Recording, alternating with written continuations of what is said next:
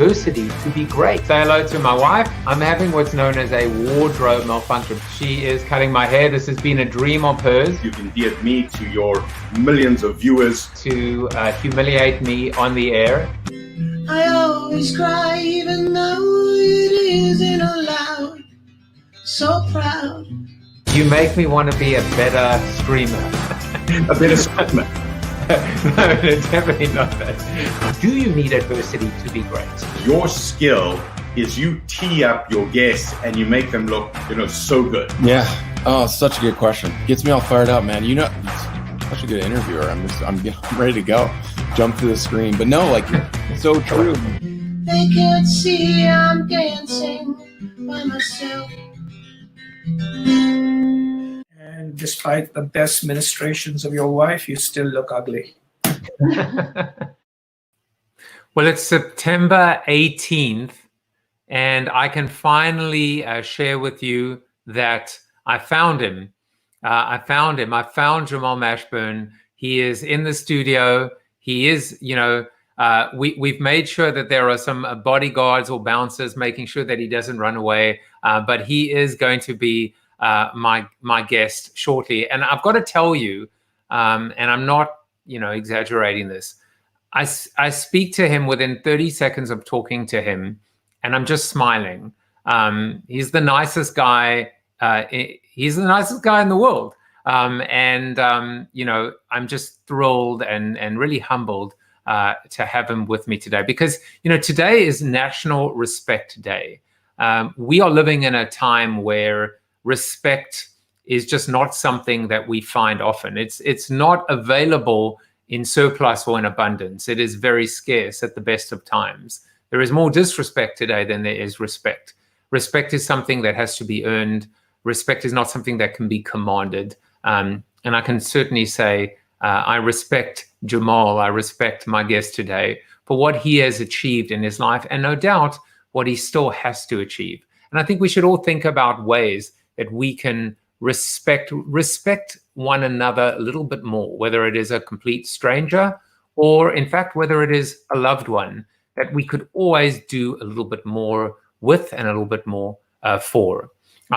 So, I'll ask him. I'll ask Jamal when he comes on the show shortly what respect means to him, and how respect has played a role perhaps in his life and throughout his life.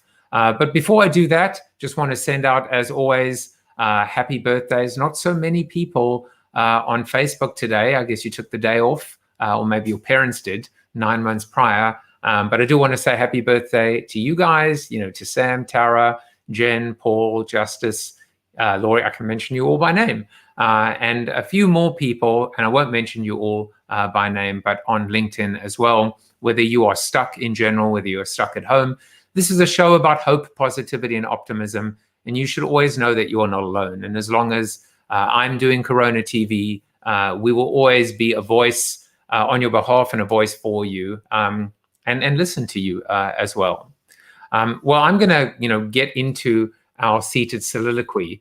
And what's really interesting about the seated soliloquy is it's called Transitions. And I actually wrote this soliloquy when Jamal was coming in originally. So July 27th, I wrote this soliloquy.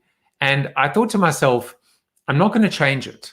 I'm not going to write a new soliloquy. I want to go back and see, almost completely unchanged, if it still makes sense, if it still holds up, if it still applies. And I'm happy to say that I think it does. So Jamal Mashburn dreamt of becoming a businessman as a young boy. For him, basketball was a means to an end, and that end was business. I could argue that he achieved his dream and then some as a basketball player. But for him, it was all about the shift or pivot after basketball that made all the difference. And perhaps there's a better word for this: transition. It's certainly a word that has a strong and known sports connotation.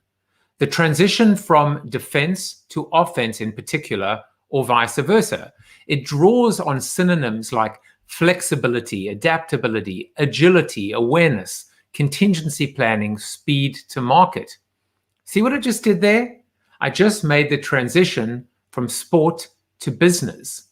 Now, businesses pre-COVID were in one of two places, a good place or a bad place.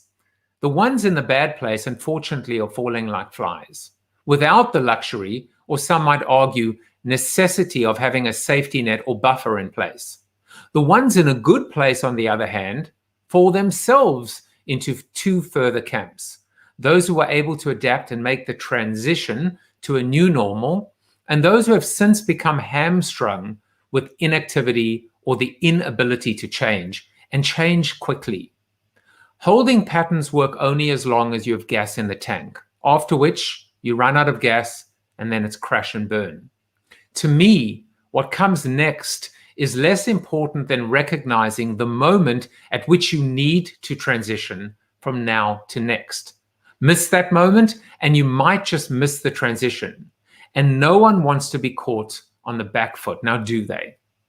To reference a previous guest on Corona TV, Brian Kramer, life is filled with a series of shifts, and when done right and consistently, they all add up and can amount to a game-changing or life-changing moment of truth. Just ask Jamal. Well, now it's time to bring him on. But before I do, I hope you guys have got a good 10 or 15 minutes because I'm going to try and do justice and give you a little bit about Jamal. Jamal Mashburn was born November 29th, 1972. And the reason why I say that is because my sister is born November 28th, 1972. So twins. He's an American former professional basketball player, nicknamed Monster Mash, which, by the way, is exactly what is in my background. Jamal, I'm not sure if you saw that in the background. Jamal was a prolific scorer as a small forward in his 12 seasons in the NBA with a career scoring average of 19.1 points per game. He guided Kentucky to back-to-back SEC tournament championships in 1992 and 1993, and he finished his career with 1,843 points, which was ranked fourth all-time at the completion of his college career. He averaged double figures in all three seasons, including 21 points or more in his final two seasons, and averaged 18.8 points for his career. At the completion of his career, his 776 points as a sophomore were the second most in a single season in Kentucky history. Then he was selected fourth overall by the Dallas Mavericks in the '93 NBA draft. He played 11 seasons in the NBA. He was an NBA All-Star and named to the All-NBA third team in 2003. Since retiring from basketball, though, Mashburn has worked for ESPN as an analyst and launched a number of successful business ventures.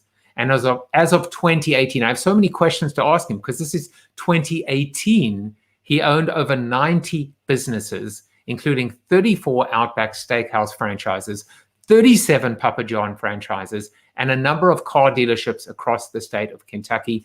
In addition to that, he's gotten into racing, into horse racing, and a number of other businesses. He just doesn't know how to stand still. And so, let me bring him on. Jamal Mashburn, welcome to the show. Thanks for having me, Joseph. Pleasure being here. So you probably hated that whole introduction because as I'm learning about you, you don't like the spotlight on you at all. No, I really don't. I'm a only child born in Harlem. My father was a professional boxer. He was a journeyman, and I just always loved behind the scenes and what goes into making the light shine on somebody else. So I was a communication major in college. I've always felt uncomfortable in the spotlight. Had to deal with it quite a bit as a player, as you may suspect. But for me, my natural personality is a little shy, so a little bit of an introvert.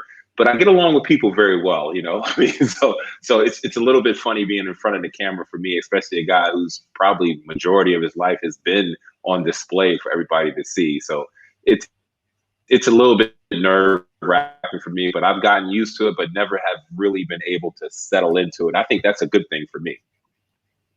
It's very interesting because you're in a profession and you're in a business where the spotlight is being shone, where you need to stand up and step up and separate yourself, where almost being brash, confident, overconfident is a badge of honor. And so it must be a tension, right? A struggle where inside, you're happy to sit in the green room or the virtual studio while I'm doing the talking, as opposed to being the star. How do you reconcile this idea that naturally your default or your priority is to let somebody else, steal the show or stand up, when in actual fact, in a team sport, you need to be sometimes that person to stand up, to step up, take the ball, and make the play? Well, great question. For me, I've always been comfortable in my skin. And ever since a young kid, I want to say 10 years old, my mother and father split up, I had to be more comfortable in my skin because there was no longer a father figure in the household, even though we stayed in touch. So at the end of the day, I think in order for me to achieve my dreams and also walk the journey that I'm walking on now, I had to get out of my comfort zone. So that was one indicator for me that I had to really figure out and really challenge myself, because if I stayed in my comfort zone and wanted to be shy and which was the opposite of my mother, Helen Mashburn, she was a lot more outgoing. So I spent a lot of time with my mother growing up, and I saw the difference in our personalities and the way we handled certain things and the way she engaged people. And I picked up things from her in that regard, and that became beneficial to me to really start to understand not only others, but more importantly myself and how they react to me being a shy person as opposed to being an outgoing person. So in a lot of ways, professional sports was probably the best avenue for me, because it allowed you to create characters along the way and transform and transition yourself when those characters need to be played. So it actually taught me a whole lot about, having thick skin, being able to deal with rejection. It's not always personal. So I was able to overcome that by just going out there and playing and going through the course of the career and everything like that, from high school, college to pros. And at each level requires, how do you say it? A different personality and a different aggression, different choices along the way. The professional area is kind of, you're a hired gun. You got to go out and there and do what you have to do and be the best professional as possible. It doesn't matter if they like you or dislike you. Go out there, score points, go out there, rebound, whatever your specialty is. College, a little bit more of a team setting. So humility has to play a factor in that and the way they market college teams. And so you can be a brash, outgoing person, but if you look at the college environment, since it's so team oriented, humility plays a big role in how guys are marketed along with that team. Pros a little different. You can be an egomaniac. Those things sell shoes and get all the likes and dislikes and all that thing, and drama wins. And at the high school level, I think for me, I had to try to figure out what was going to aid me to be successful moving forward. So I concentrate a lot on just personal skill development. And that wasn't meaning just on the court, it was off the court. My mother did a great job with me when I was younger. She had no idea I was going to become a professional basketball player, and didn't even think it was in the cards. And she didn't realize she always knew I was good because I was her son, essentially. But she didn't realize that I was at that level until Coach Pitino came into the house and recruited me. And then 3 years later, I'm off in the NBA draft, and she was still surprised by it. So I had to create a lot of different characters along the way, and in order to adapt and also survive and also move forward. You just said just now one of the most fascinating concepts, which is that you created a number of characters. Mm-hmm. And as you were talking earlier, I was thinking to myself, well, first of all, there is a transition happening with you constantly, which is the transition from extrovert to introvert, from quiet and unassuming and being a team player, but being in the background, but then knowing when you need to step up and step forward. And so I think that was an interesting, almost personality transition for you. But the other one that was so interesting for me is I've never thought of a sports personality and an athlete as having a personality that isn't, it seems so obvious now that just like an actor, just like a celebrity, you think you know the real person, but you don't have a clue who they are, what they've accomplished, and what happens when they hang up their jersey or walk off the set if they're an actor. And that's fascinating to me. Yeah, it's a lot of people don't really talk about it. They talk about in sports as far as brands are concerned, of the athlete creating his own brand.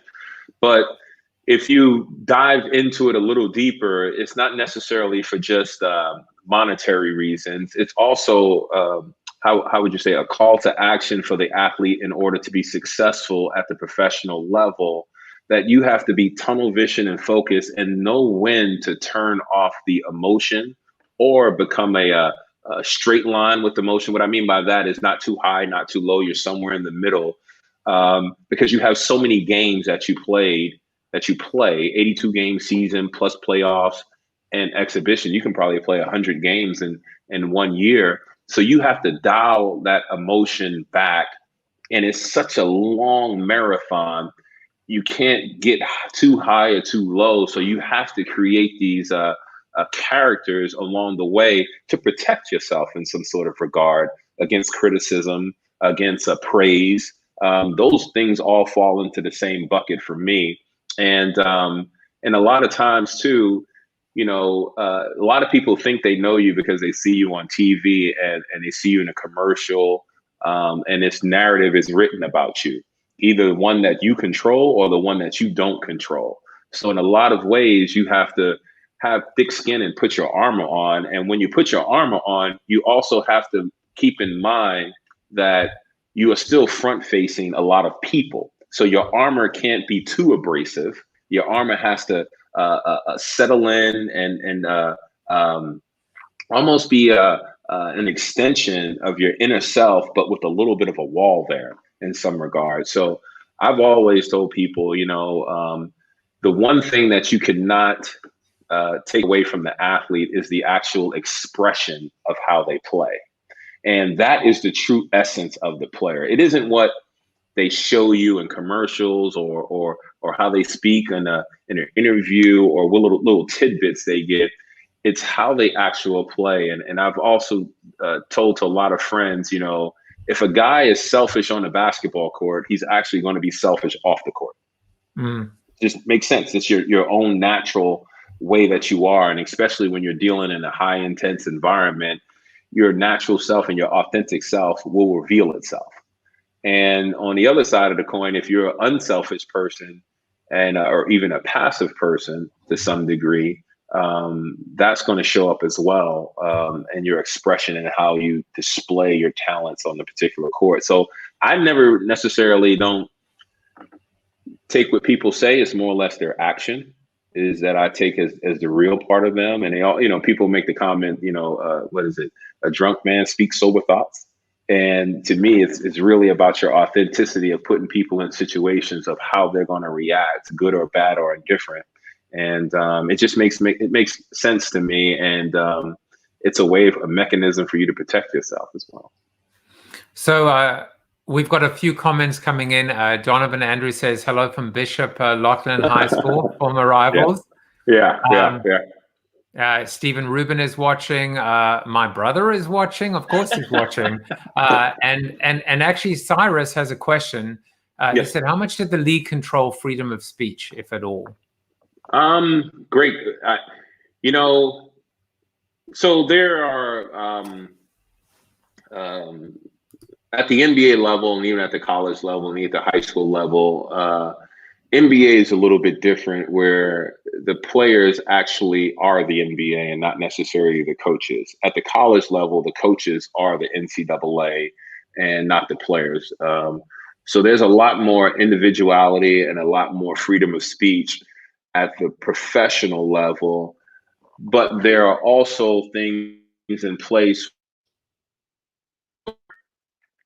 A lot of guys, I think this new era of players and their expression of anti-racism and really speaking up has always been prevalent in the NBA, conversations that have been in the locker room. but it's also transitions where a lot of players are feeling a lot more comfortable speaking out because it may not impact their actual salary on the court or being able to get another contract. Obviously, we have the Colin Kaepernick situation, and his freedom of speech was taken away, and of expression was taken away, I shall say.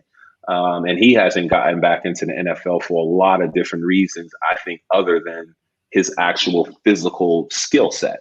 You know, the NBA does a great job in marketing individuals as a part of the NBA. So there's much more freedom of expression, much more, in my opinion, being in the NBA of partnership more than anything, and much more support than anything. But at the end of the day, I think a lot of guys are still conscious of, quote unquote, their brand, essentially, and what they have to align with. So some guys will stay the course and sacrifice for the greater good of a cause. Other guys will participate at just, one level, but not go completely all the way through. So there is freedom of expression and freedom of speech at the NBA level, but I think guys do realize that they are part of a bigger business, both NBA and individual. So sometimes guys get caught up in what that what can hold as far as a negative or a positive comes with it. So there's always a delicate balance. So, but at the NBA level, they promote freedom of individuality. And that's why you see so much free agency and people moving around, and things are a little bit different nowadays than when I played. And Chris Brogan says, but people are working. Actually, he said many things. He first said this. He said they're way better marketers, the NBA. Yeah, I agree. 100%. And Cyrus says, thank you for your candid and thoughtful answer. Much appreciated. Tom Morris, who is a friend of the show, a past guest and a regular on our Zoom after show, he said, life is supposed to be a series of adventures. Each one prepares you for the next, sometimes in ways you can't anticipate. And that was his dad, who lived many adventures. But what I'm going to do right now is shift you to a little game that I play sometimes, and by sometimes I mean all the time, with my guests, which is to guess who said this quote, because I think talking about adventures and journeys, and obviously as a segue to your dad, but here is your quote. Everyone has a plan until they get punched in the face. Mike Tyson. Correct. I knew you would get that. Yeah. I knew you would get that. And it kind of brings up, and that is not an image of your dad, but your dad was a boxer. And I would love if you wouldn't mind to kind of go back to your humble roots and the beginning, and talk about your dad's profession, your relationship with your dad, and ultimately, and I can certainly relate. My dad actually passed away when I was 4 years old, so 45 years ago. My mother brought me up. My mother is my hero. I know you had a very strong relationship with your mom. So if you wouldn't mind, it would be, I'd really appreciate a little bit of, if you could expand on that, kind of the series of events and what happened. Yeah. So for me, it was, my mother and father met late in life. And when I would say late in life, my mother and father had me my mother was 30 years old when she had me back in 1970, and my father was 28. My mother originally from Beckley, West Virginia. And in order to give you the understanding of my father part, I got to give you the understanding of my mother part, because they are two of the same to me. And my mother is always being held in high regard because she raised me after my father left. But my mom is from Beckley, West Virginia, and she's the oldest of 6 kids. She was the oldest of 6 kids. My mom passed away in February, and I'm sorry. She, thank you for that. She left Beckley, West Virginia at 18 years old and was sent to New York City because there were no opportunities in Beckley, West Virginia. It was a coal mining area. My grandfather didn't want her to participate in the coal mines, and my mother actually wanted to go to the military. And my grandfather at the time, he only had a 4th grade education, he told her not to go into the military because he understood the circumstances and the way women and women of color were being treated in the military at that particular time, and he didn't want his daughter to fall to those things. So he told her to go up to New York City with her aunt, essentially my grandfather's sister. She lived there for a long period of time and met my dad when they were about 24, 25 or something like that. They had a relationship, and they eventually got married and had me later in life. And I didn't find out this till years later that, you know, my mother tried to have kids, and it was very tough for her to have a child. And that was one of the reasons that she had me so late in life, is because she kept trying, but nothing stuck. And I popped out when she was 30 years old. So my father was a special service officer for the NYPD, and he also served a little bit of jail time when he was younger. He was a part of some big gangs out in New York City, and he controlled probably about 1,000 to 2,000 kids at one particular point. And he learned how to box actually in jail, and came out and met my mother. And he had little odd jobs and everything like that, but really wanted to pursue the boxing career. And my dad had a lot of opportunities. He was pretty good. He was about 6'3", 220 pounds as a heavyweight back in the 70s. He fought Larry Holmes, Ken Norton, sparred with Muhammad Ali. Wow. I met Muhammad Ali when I was 4 years old. Still have a picture up somewhere in his house where he's holding me in the gym in his arms and everything like that. And so my dad had a lot of opportunities, but he chose the wrong route at the time. And what I mean by that is, you know, my mother told me the story. She said she had 2 people come to the house to recruit my dad for boxing. One set was African American, and the other set was a Jewish fella. And my dad at the time was very militant, very into being pro-Black and everything like that. And he chose the African Americans to go with. And by him doing that, he never got the proper opportunities that could have been afforded with him if he would have went with the Jewish fella, because the boxing at that level was highly politicized, and you had to go with certain people and different things to make fights happen, to get the right venue, to get the purse. So the Jewish person came into the house and was like, and my mom was like, I think you should go with him. And he was like, why? He was like, well, first of all, they seemed a lot more organized. They actually have a plan in place. And also they're willing to compensate you at this particular time. And the other group just song and danced around. Yeah, we can do all those different things. But my dad wound up going with them, and nothing ever was delivered on that particular, with that particular contract. So my dad wound up fighting a lot of fights on short notice. Couldn't really prepare for fights. My dad was a Golden Glove champion in New York City. So was very talented, but didn't have the right long-term vision, as I would say. Now that I look back on it, it was more short-term and more self-satisfying at that particular point. And as opposed to my mom, who became a New York City bookkeeper for the housing authority. She wanted to be an accountant, wanted to travel the world, and did travel the world when she was here. So her vision was much more long-term. So that's where I kind of get the vision of looking out 10 to 15 years, 5 years for that matter, and placing myself in certain things. But my dad didn't really see it that way. He wanted the immediate gratification of things, and he wanted to be praised. He wanted to be, and what I mean by praised in a little local area, you know, and I've always thought bigger. My mother did as well. And so he made the choice of going some other folks. So his boxing career petered out. And the one memory that I have of my dad fighting was, it was right before Christmas. I think it was like December 23rd. And we were like in this armory building. It wasn't even really an arena. And they had these folding chairs around the arena. So you can actually, it wasn't even stands. You can pick the folding chairs and move them around. And there wasn't a lot of people there. So they looked disheveled at times. The The boxing ring looked old and worn. It was like supposed to be white, but it looked beige almost.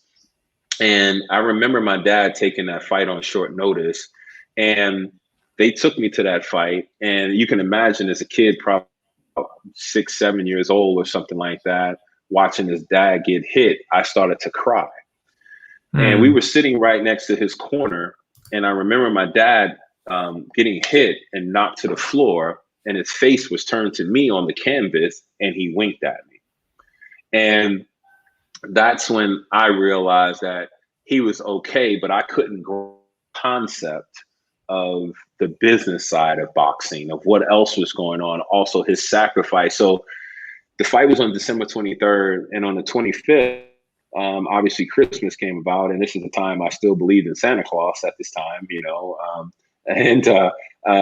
so I wake up a little bit early, and I see them putting gifts under the tree, and I'm like, well, where's Santa Claus at? So my dad actually sat me down and said, I had to take a fight on short notice. His eye was swollen, different things like that. You can see the scars from the beating that he took. And he said, I had to take a fight on short notice in order to put toys under the Christmas tree for you. And I got $500 for it. And that story really sticks to me to this day because of the sacrifice, but also the position that he put himself in order to be there by not choosing another group that actually had better intentions for him and his career. So a lot of decisions that I make in life start with the core values that I grew up with, which is honesty, integrity, and vision as well. So for me, that was a story that I always look back on. And when I decided to become a professional athlete, because originally my first love was actually baseball. I grew up a huge Yankee fan and used to go to the Yankee games when they used to sell $5 bleacher seats at the time. And they were actually giving away, tickets via Con Edison, the electrical company, to inner city kids. So I used to go to all those games, and my favorite player was Dave Winfield. And I used to watch him, admire him. And where I grew up in the projects on 159th and 8th Avenue in Harlem, I could actually see Yankee Stadium from across the water. And when the games were being played, the Yankee Stadium lights were lit up, and you can hear the sounds. And that's how deafening it was and how deep the sound went. And so my father, getting back to my father, when I decided that I wanted to be a professional athlete, I decided to take his story and do the opposite and really be more thoughtful about what I wanted to accomplish and what I wanted to accomplish after that.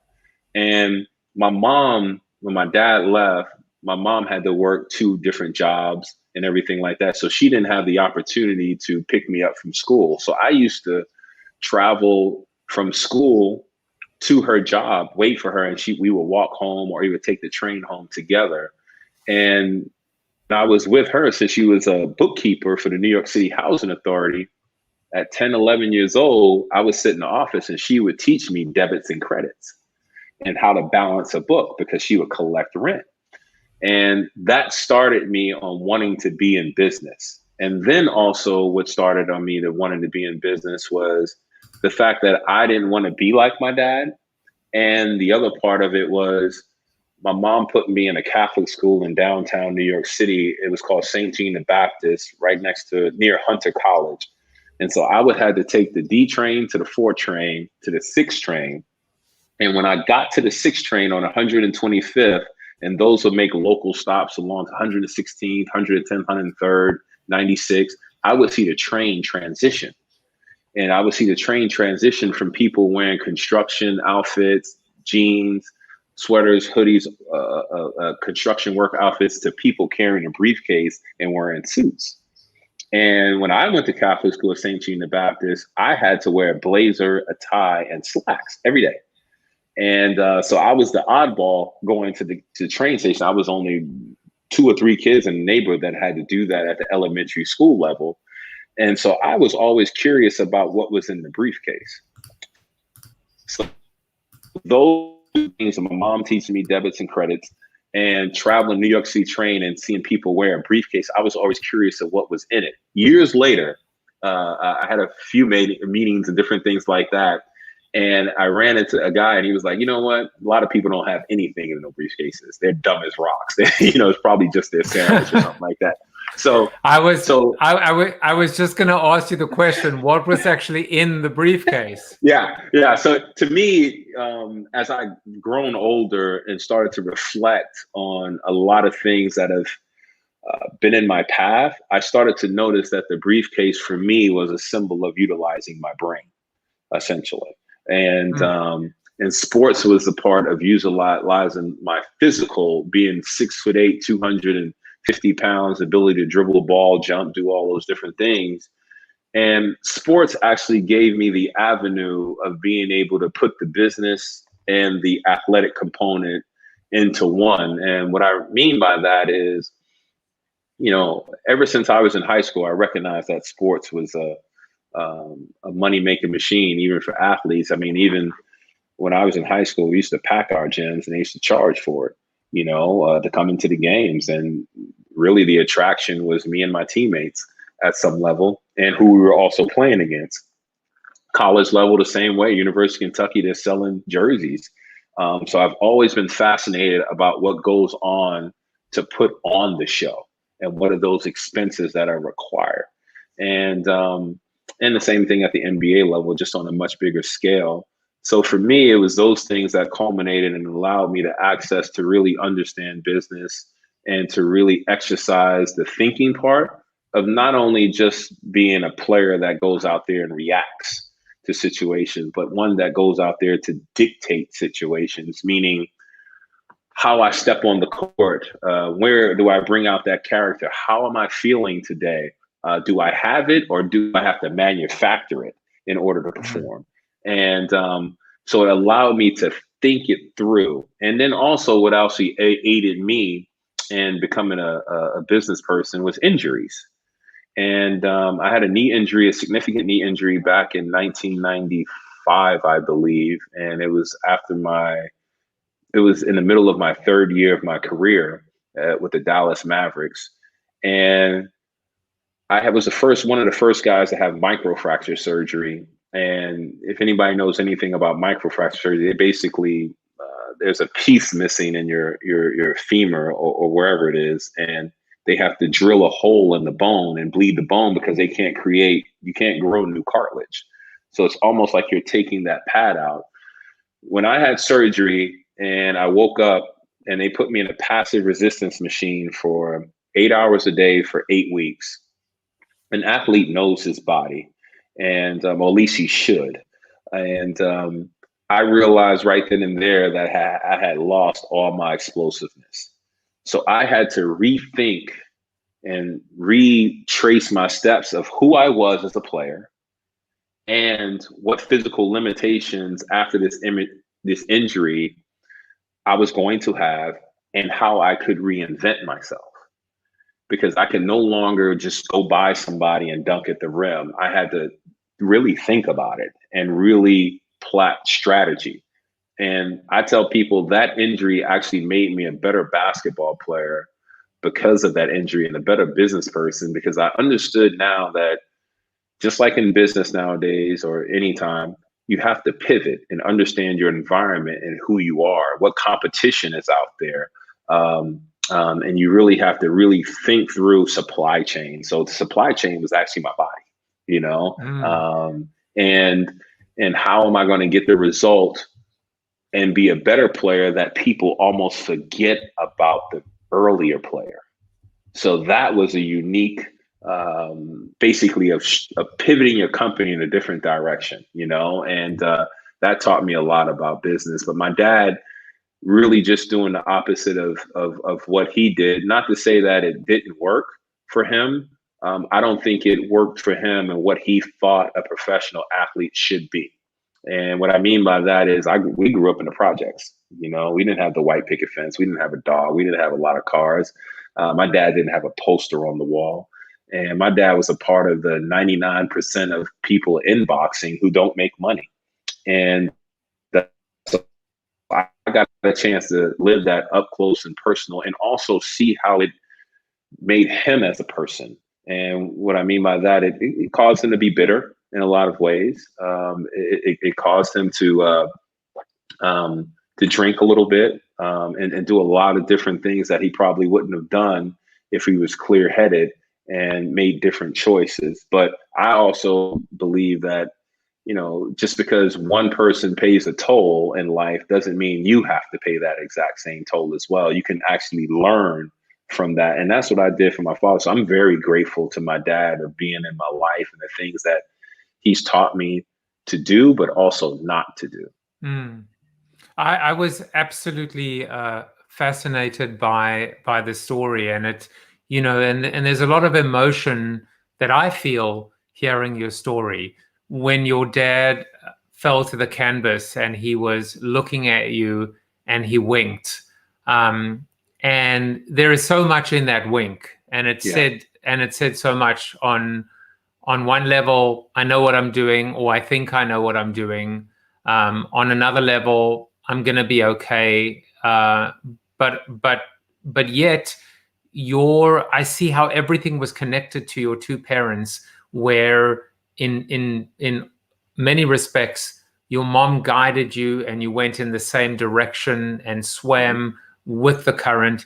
But with your dad, it was the ability to push off, but you don't look back in regret. In fact, it helped illuminate the way for you to know which path to take, and by your words, which path not to take. And I just think that it's a beautiful story, because it's a story of how positives and negatives are both needed and necessary, if you will. And it's not tragic, but it's sad. But within all this, the sadness comes joy because of what you've achieved and how you turned out. 100%. And I've always, and I have two kids of my own, a daughter who's 24 years old and a son who just went off to the University of Minnesota to play college basketball. And I often tell them, for every action, there's a reaction, and they're both necessary. You know, and it's dependent upon how you respond is the thing that I'm looking for, to negative or positive things, how you respond and how you get off the deck. Everybody talks about the failures, but nobody often talks about how do you respond to success. And there is no book on that. And I've chosen to look at life just like the gentleman who made the comment about life is about adventures. And oftentimes as young people, when we think of adventure, we all think of it as being positive, fun, and a lot of different things. But often the case is not, and you should have the ability to respond in greatness as you do in tragedy, And what I found for me is I always go back to my core values when I get stuck, and they've been so ingrained in me. And honesty is one, authenticity is another. So I always revert back to also doing the right thing. And it doesn't necessarily mean the right thing for me all the time. And sometimes that requires sacrifice and doing the right thing for the greater good of all your family, your kids, and all these different things. So as Jonathan Sackett may have told you, I'm very connected to my son. So there was a lot of emotion running through my body and my soul when I had to drop him off to school at the University of Minnesota, because he's been connected at my hip since I was 9 years old. And it also reminded me of me and my father's relationship and how he didn't raise me and I needed to raise my son and my daughter. So I give a lot of credit for my dad and my mom, and especially my dad from the standpoint of understanding the traumas that he's been through in his life that made him who he was. And I can't necessarily hold that against him. So there was a lot of healing that had to come about. And, when I discovered that healing, Joseph, I wanted to retire from basketball. A lot of people thought it was just a knee injury. That was a part of it. That was a part of it from a physical standpoint, but I could have came back and played a couple of extra more years, probably not at the level that I required.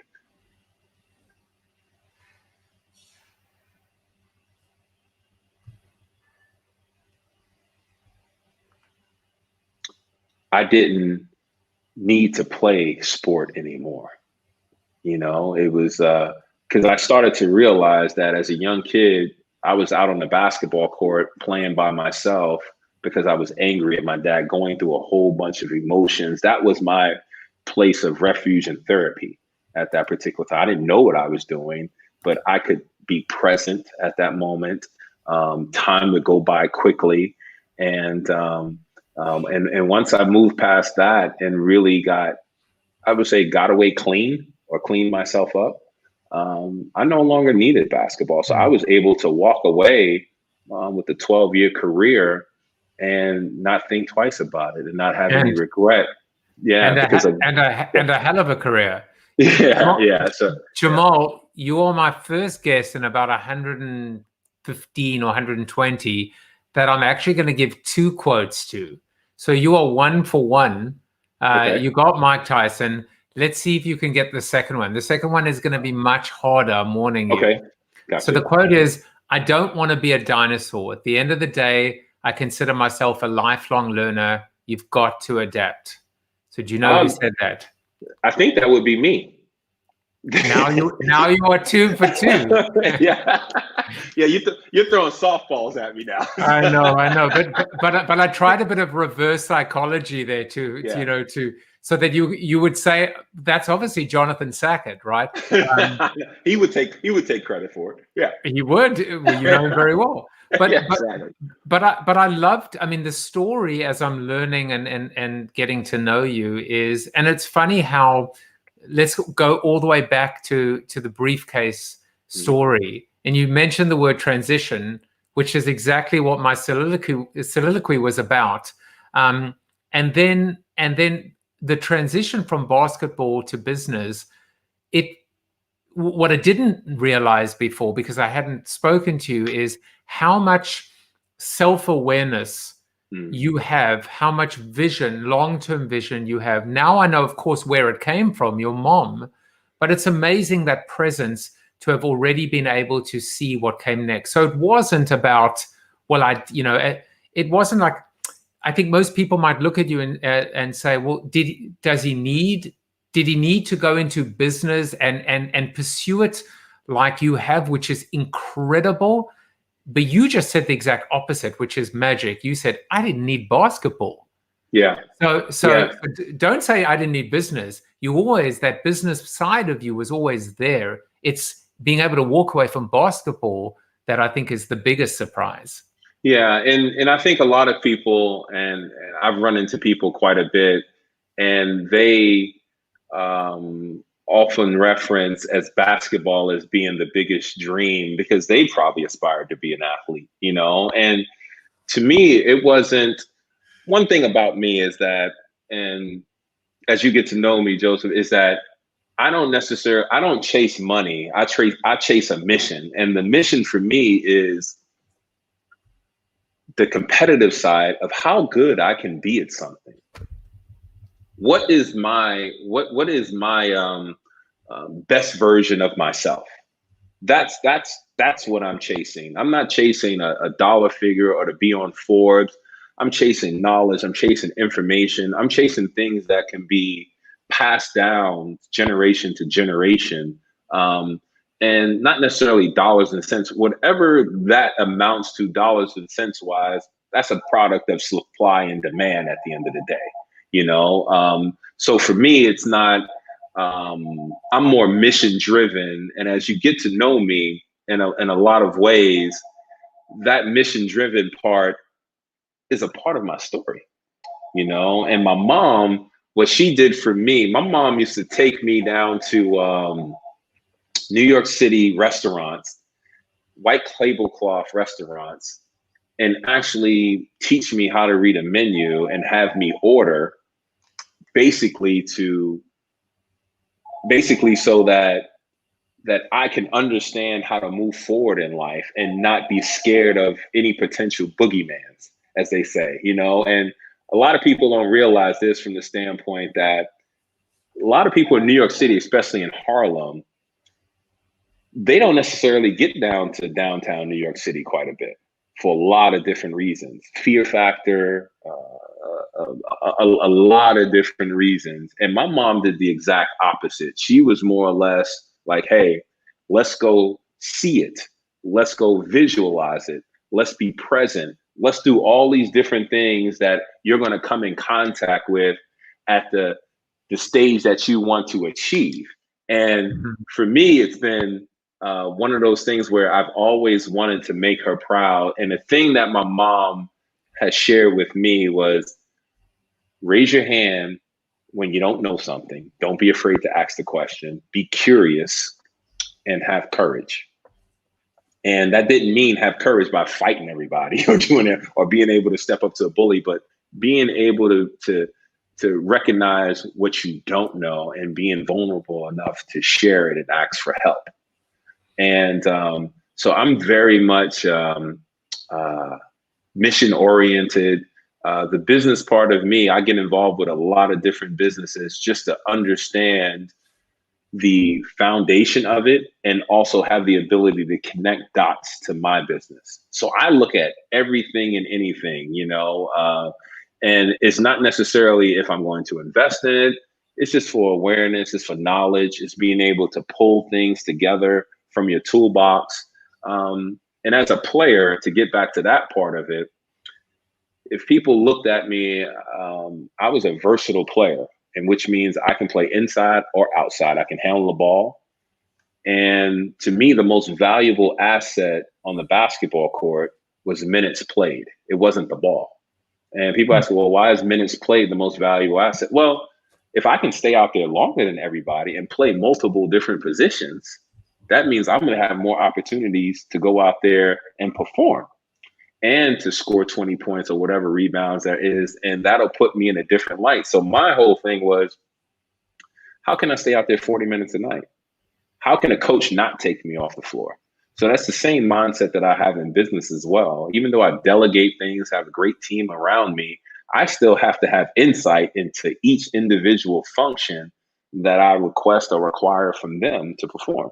And so I can hold them accountable and different things like that. But if I didn't have that ability, how am I going to teach somebody else and hold them accountable or to make sure they're doing what they're supposed to be doing? So, I'm very much mission driven, and my mother gave me that. And I love her dearly for that, because I think she had an awareness, and she also had awareness that even though I was her only child, her only son, she also knew and prepared me, and I would say kind of guided me along the independence path where I didn't have to depend on her. My mother, at the end of the day, all she wanted from me was not to live in a big house or play in the NBA. She said, Jamal, only thing I want from you is to be able to stand on your own 2 feet. That was it, and to this day. I have to say that I am blown away by the conversation, because I never thought we would talk about parents and the influences of parents, or how moments that happen to us. As a parent myself, I think to myself, here's what I'm going to tell my boys tonight. My daughter's at college, my boys are here. I try to get one of my boys to actually ask you a question. I think he was too shy. But everything I will tell them is everything that happens, and this actually came from a previous guest, things don't happen to you, right? They happen for you. But in general, everything that happens to or for you happens for a reason. And if you can keep that with you throughout your life, it will ultimately form and shape you. So I would have called you maybe the Baskentrepreneur, transitioning, but now I've got a new name for you. Forget about Powerball, forget about Moneyball. I'm going to introduce what I'm going to call Jamal Ball, because I think that you actually are a philosopher. And it was funny. David Libby said, I could have done 3 quotes for you. They're already quoting you. A drunk man speaks sober thoughts. But I just wanted to just share some thoughts from, my wife actually said he's gone to soccer practice. He ran away, Jamal. We're going to have to pin Aaron down. Yeah, we'll get him at some point. He can't hide. He can't hide. He cannot. Tom Morris, who actually is a philosopher, said he loves the idea that basketball was your therapy, and it's amazing how many positive activities can serve us in that way. We can focus, contribute, and grow. And Joey said, this is so cool. Jamal is truly an evolved man and an inspiration for all. I have to ask you, I don't know whether this is I hope this is a compliment. Is this a competitor or is this a fellow? Actually, that's my son goes to the University of Minnesota. So that's actually a saying that they use. So he's actually a Gopher fan. So thank you, Bruce, for being a Gopher fan. Please continue to support my son, Jamal Mashburn Jr. He's a freshman this year, and he'll do well. He'll do well. And I have to say, by the way, you know, as we wind down, it's incredible that Jamal Jr. signed on to play for the University of, I guess, Minnesota, if I understand my MNs. But here's the really crazy thing that, I mean, do I have this right? That his coach, well, your coach's son is now his coach. Correct. Coach Pitino. That's unbelievable. So my son was an interesting story about him was he was 9 years old. And it's about the same time when I started playing basketball. I was 10, he was 9. I didn't put him in basketball at all. I didn't. I put him in t-ball, soccer, everything else. He even played lacrosse for 3 years and was a very good lacrosse player in middle school. And he came to me one day and was like, Dad, I want to play basketball. I'm like, okay, you know, and every dad is kind of like, you know, well, I played pros, I can help you out. I stood away from it because I understood the pressure that is around it. And then also his last name being Junior and me used to playing for the Miami Heat and us living in Miami. And so I said, okay, you want to play? So what I did was I said, give me 6 months and we'll just work on individual skills every day. Nothing too hard, just get you acclimated. And then we'll try out for a team. And then tell me how you like it then. When 6 months went by, he does the drill. So we're doing by ourselves, individual stuff. So he doesn't have anybody that he's playing against. So he can't measure himself at all. I find a team for him. And I think it was a 11 and under team at the time. And I signed him up and he goes out there and he plays, he makes the team. And I get in the car and I remember it like it was yesterday. And he goes, I said, hey, buddy, you made the team. Congratulations. I'm excited. You know, I didn't think I was going to get emotional about it, but, you know, I was like, oh, I'm excited about this. He looks at me, has a tear in his eye, and he says, Dad, can you help me? I got to get better. These kids are better than me. I said, okay. So it told me a lot about who he was and the information that I was feeding him to raise him of what he thought about the journey, not just making that team. So he was self-aware enough at that time to realize that he needed to get better. He said, Dad, can you help me? So it was music to my ears that I didn't have to force him to do anything. And I said, are you sure? He said, yeah. I said, now give me 3 to 4 years with you. I can't come to your room and ask you to work out. You're gonna have to come get me. You're gonna have to schedule it with me because I got other things that I'm doing, but I'll be here along this particular journey with you every day. No matter where I'm at or what I'm doing, I'll have time allotted for you to chase your dream. And gave me 3 or 4 years, and he was 15 years old, and he wanted to play on the national circuit for Under Armour, and then played on the national circuit for Nike. And he was a top 100 player in the country by the time he got recruited. He got recruited by everybody: Florida State, Florida, Duke came in late, Cal, Berkeley. So he probably had 30 Division I scholarships.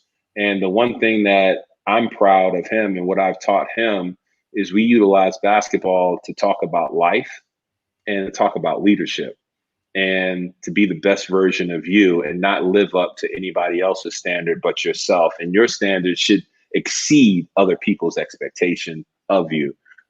So I'm really happy for him. We went through the recruiting process and everybody thought he was going to play for University of Louisville. And my old coach, Rick Pitino, was the coach at the time. He wound up getting let go. So the recruiting process opened up, and he's been a fabulous young man. And we preach about leadership, and regardless if he goes to the pros or not, you know, that's up to him.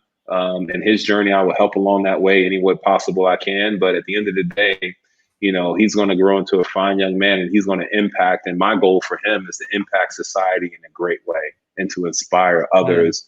Because one thing that he had to fight against was it wasn't an asset being the son of a former NBA player, as most people may think. You know, it was kind of I had to put him in environments where I had to make him better than what I was at that age. So I did something for him that I think was pretty unique. So in the house here, we have like a family room that has jerseys that are lined up from all the teams that I played on.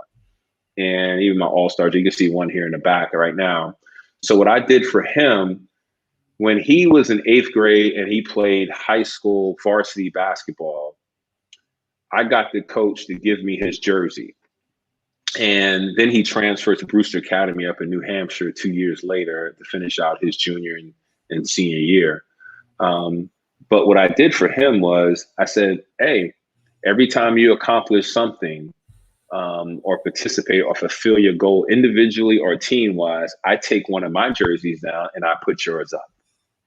And what I found that did for him, it started to give him a level of confidence, and he started to see that this journey was about him and not me, that I was willing to measure myself and my accomplishments with those jerseys, even high school jerseys, and take them down. And now he takes the mantle, you know? And I think that was important for him and also for me, that he's not following in my footsteps, but he's overtaking me, and he can create his own footsteps and move forward with his career.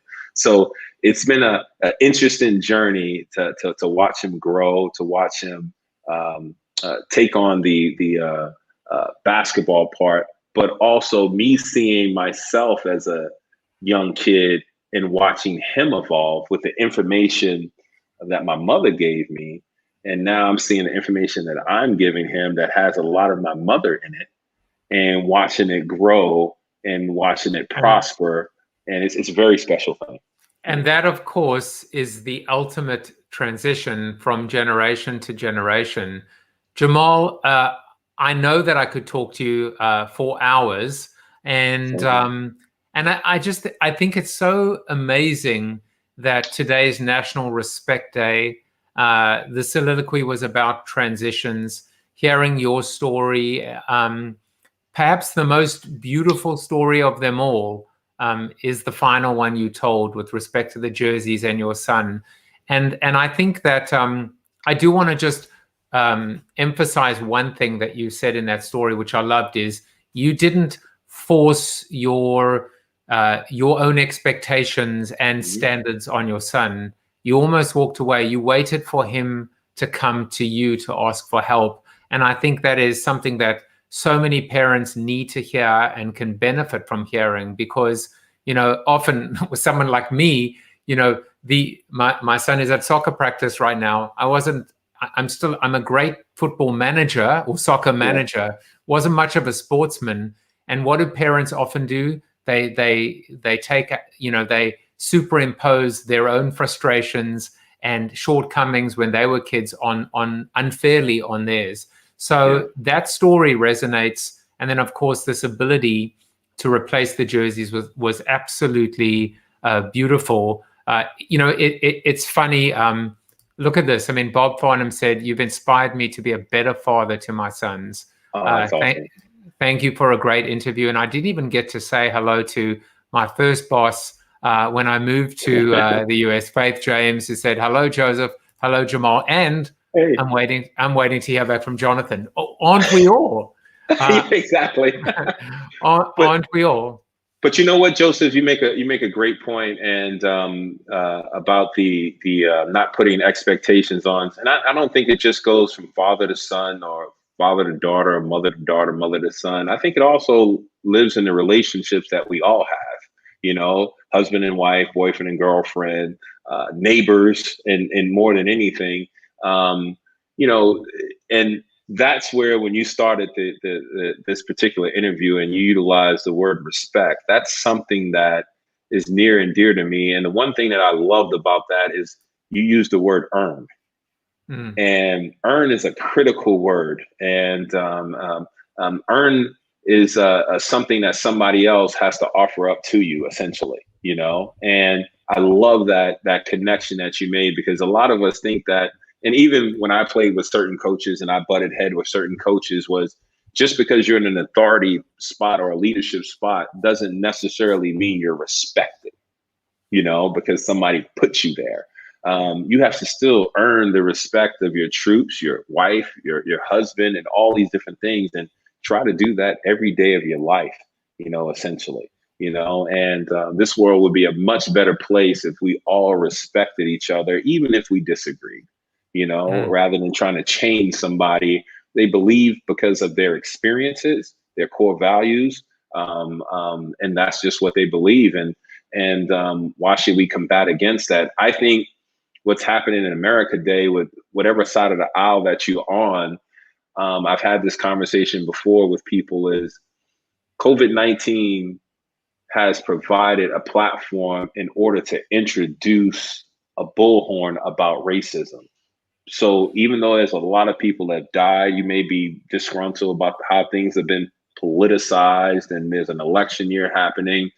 I think we have to give credit to how it's opened up and broadened the conversation for us to just get back to the basic part of respecting one another. You know, no matter what your skin color is, your philosophy is, your allegiance is, respecting one another. I think we've gotten away from that, and we've also utilized it as a cheap token, sometimes as a throwaway word, as some people use the word great or love. You can't define people, you know what I mean? Great should be set aside for greatness. Love should be not just thrown around as, oh, I love you. You're supposed to mean that, embody that, and your actions are supposed to show that. It's not just supposed to be, and I think respect is in the same regard for me. So thank you for elevating that particular topic on today. I thank you, and I would just build on what you said, because to me, we're building something together. Yeah. You also earn greatness, and you also earn love as Correct. Well. You don't just it doesn't just fall into your plate. It's crazy, because we didn't even get to talk about Outback Steakhouses. We didn't. I have some menu suggestions for you. I actually have to show you that. I have to show you that, you know, this week my brother had a birthday, and his wife made him a meat cake. This is South African biltong and dried sausage, and so I'm not saying that you need to put that on the menu at Outback, but it's just in the specialty section. In the specialty section. Well, I mean, listen, Australians, New Zealanders, South Africans. There you go. But it's been a real pleasure. Bruce Fenster said, great interview. And you know what? I've just loved it. We are going to go and spend a few minutes in the Zoom after show. And so if you are watching and you want to actually hang out and participate with Jamal, you can do that. All you have to go to is bit.ly/CoronaTV after show. And I asked you for a favor before we began. So what I'm going to do is I'm going to go back to my voice of God, because you know what? Before I asked it, I would have said, you know what? Let me earn the right for you to promote the show. I hope I've earned that right, Jamal. All 100%. 100%. So you tell me when you count me down, and tell me when you're ready. The voice is saying 3, 2, 1. Well, it's been a pleasure of being with Joseph Jaffe on Corona TV. It's one of the best podcasts that I've been on, and best conversation that I've had in some time. So I wish everybody gets an opportunity to interact with Joseph Jaffe and Corona TV. Look forward to it. Who needs cameo when I've got my own personal cameo? Jamal, there you go. Jamal, thank you again. You're the first person I've actually asked to do that, but you're probably the person that it means the most to me. It has been a real privilege to get to know you, and I hope we continue the conversation. In fact, we will literally right now, but in the future. Thank you, Jamal. Thank you, Joseph. Thank you for watching Corona TV with your host, multiple author and global keynote speaker, Joseph Jaffe. Corona TV is the show about hope, positivity, optimism, and if there's time left over, a little bit of marketing. The after show on Zoom starts right now at bit.ly/Corona TV After Show. If you like the show, tell a friend or two. Please subscribe to the show at CoronaTV.show. And if you want to get inside news, previews of upcoming guests, and much more, text Corona TV to 66866 or visit josephjaffe.com/subscribe to sign up for the show's newsletter. And despite the best ministrations of your wife, you still look ugly.